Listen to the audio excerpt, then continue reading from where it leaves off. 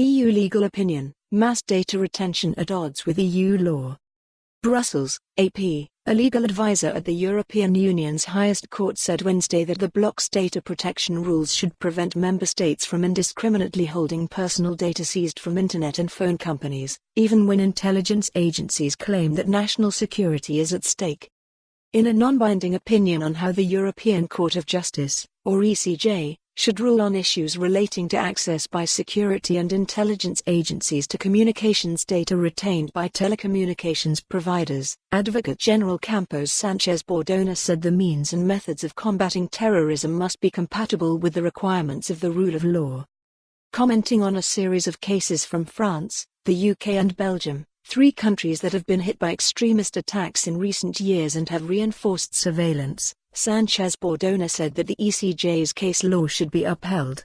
He cited a case in which the court ruled that general and indiscriminate retention of communications is disproportionate and inconsistent with EU privacy directives. The Advocate General recommended limited access to the data, and only when it is essential for the effective prevention and control of crime and the safeguarding of national security. The initial case was brought by Privacy International, a charity promoting the right to privacy. Referring to the ECJ's case law, it said that the acquisition, use, retention, disclosure, storage and deletion of bulk personal datasets and bulk communications data by the UK security and intelligence agencies were unlawful under EU law. The UK's Investigatory Powers Tribunal referred the case to the ECJ, which held a joint hearing with two similar cases from France and another one from Belgium. "We welcome today's opinion from the Advocate General and hope it will be persuasive to the court," said Caroline Wilson-Pallo, the legal director of Privacy International. "The opinion is a win for privacy. We all benefit when robust rights schemes, like the EU Charter of Fundamental Rights, are applied and followed. The ECJ's legal opinions aren't legally binding, but are often followed by the court."